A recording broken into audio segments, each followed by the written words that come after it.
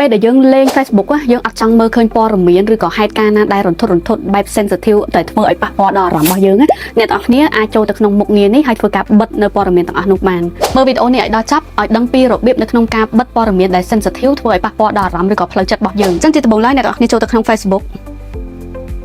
ហើយបន្ទាប់មកចុចនៅលើត្រី3ខាងលើនេះយកពាក្យថា setting and privacy ហើយយកពាក្យថា setting តបមកទៀតអ្នកទាំងអស់គ្នាយកពាក្យថា content preference ហើយបន្ទាប់មកយើងនឹងឃើញពាក្យថា sensitive content អញ្ចឹងចូលទៅក្នុងនឹងមកហើយអ្នកទាំងអស់គ្នាចុចយកពាក្យថា show less រួច save